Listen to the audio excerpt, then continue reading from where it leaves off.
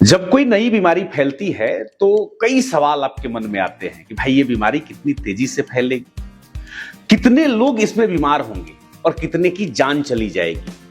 अब ये जो सवाल है इसको कौन सुलझाएगा, एक डॉक्टर या गणितज्ञ? हमारा जवाब है गणितज्ञ। कैसे, इसको समझने के लिए इस वीडियो को थोड़ा देखिए ठीक से।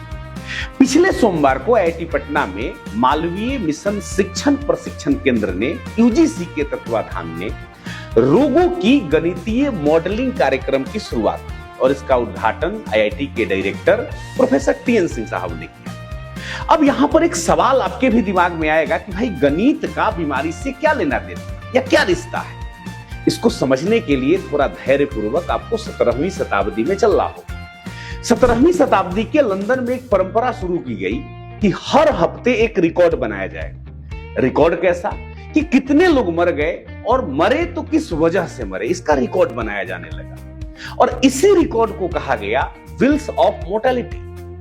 अब इन आंकड़ों को समझने का एक आदमी ने सबसे पहले प्रयास किया। उस व्यक्ति का नाम था जॉन ग्रांट। उसने देखा कि मौत के तो कई कारण होते हैं, जैसे प्लेग हो सकता है, चेचक हो सकता है, दुर्घटना हो सकती है, बुढ़ापा हो सकता है। ये तमाम कारण हैं इंसान के मरने।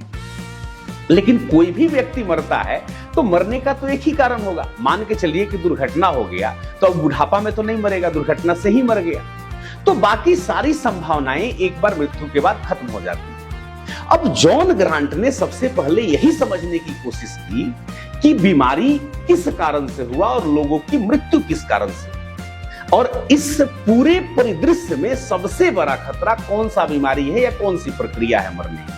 जब उन्होंने इस पर रिसर्च किया तो यहीं से निकल कर आया पहली बार जनसंख्या का अध्ययन, जिसे आप डेमोग्राफी कहते हैं। सांख्यिकी की बात भी यहीं से निकल कर आई।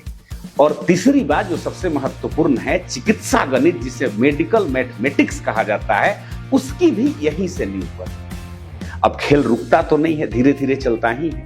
18वीं शताब्दी का वक्त आया और 18वीं शताब्दी का सबसे खतरनाक बीमारी था चेचक, जिससे लाखों लोग मर जाते थे। जो बच जाते थे मृत्यु से, उनमें कई की आंखें चली जाती थी, हमेशा शरीर उनका कमजोर हो जाता था। इस प्रकार की चीजें थी। अब इससे बचने के लिए उस समय में एक तरीका खोजा गया। तरीका था वेरियोलेशन का। अब आपके दिमाग में आएगा कि वेरियोलेशन होता क्या है, तो ध्यान रखिए कि एक बीमार व्यक्ति जिसको चेचक हुआ है, उसके उस चेचक के फफोले से थोड़ा सा मवाद लेकर एक स्वस्थ व्यक्ति के शरीर में इंजेक्ट कर दिया जाता था।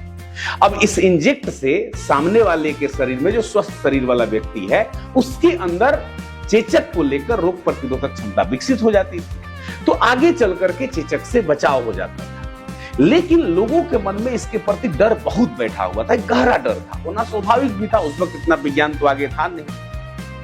अब इस डर को भगाने का सबसे पहले प्रयास किया एक स्विट्जरलैंड का गणितज्ञ, जिसका नाम था डेनियल बर्नौली।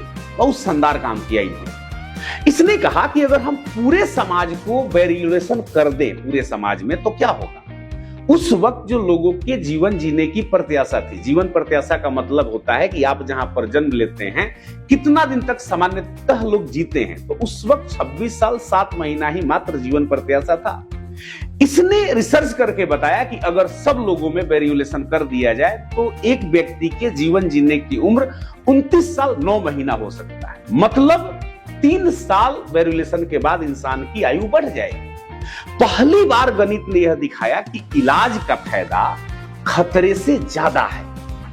इसलिए डेनियल बर्नौली को इस काम के लिए चिकित्सा और महामारी विज्ञान में बड़ी उपलब्धि प्राप्त हुई और कहीं ना कहीं उसका प्रभाव आज भी दिखता है। खैर, हमने आपको कहा कि वक्त रुकता नहीं। 1854 का वक्त आया जब लंदन के सोहो इलाके में, एक सोहा जगह है जहां पर हैजा फैल गई और लोग यह मानते थे कि वहां पर जो दूषित हवा फैली हुई है, इसी कारण से हैजा हो रहा है। लेकिन डॉक्टर जो लोग थे, उनको यह बात हजम नहीं हो रही थी और उसी डॉक्टर में से एक व्यक्ति थे जॉन स्नो।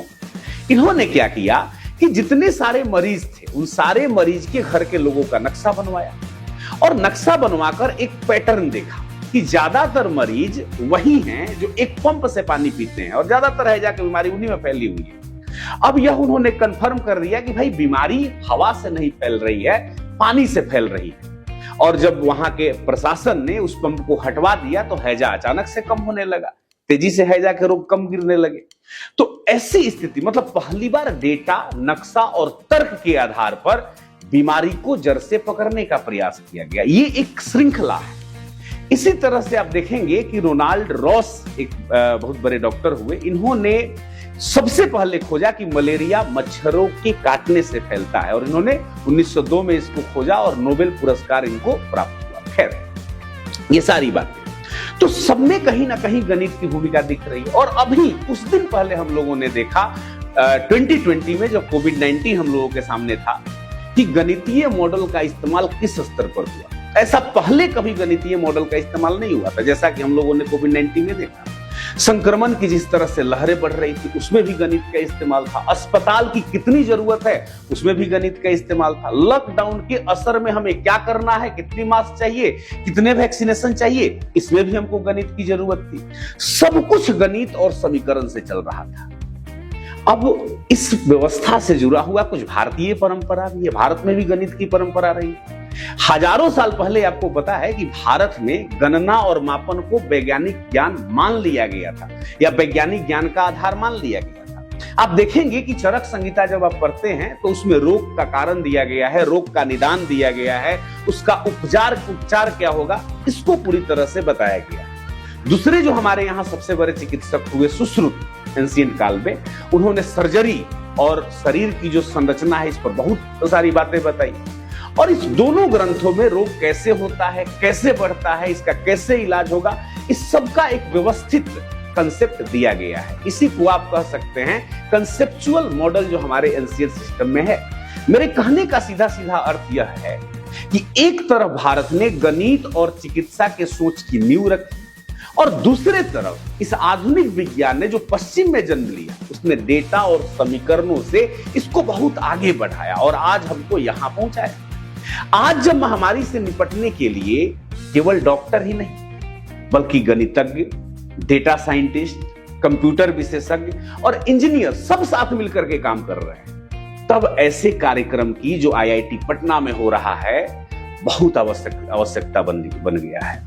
आईआईटी पटना में शुरू हुआ यह कार्यक्रम भविष्य के स्वास्थ्य चुनौतियों के लिए एक वैज्ञानिक सोच तैयार करने की पहली और महत्वपूर्ण पहल मानी जा सकती है। ध्यान रखिए, इतिहास बार बार बताता है कि हर बड़ी महामारी को समझने में गणित ने निर्णायक भूमिका निभाई है, इसमें कहीं कोई दो राय नहीं। और इसीलिए आईआईटी पटना ने यह प्रयास जो किया है यह भविष्य के शोध, नवाचार और जन स्वास्थ्य के लिए एक मजबूत नींव है। प्रोफेसर टीएन सिंह सर के नेतृत्व में संस्थान ने गणित, विज्ञान और समाज को जोड़ने का पूरा प्रयास किया है और शायद यह प्रयास आने वाले समय में भारत को महामारी प्रबंधन में एक नई दिशा देगा। उम्मीद है आप इस कहानी को समझे होंगे और आईआईटी पटना के भूमिका को भी समझे होंगे। Thank you so much. धन्यवाद।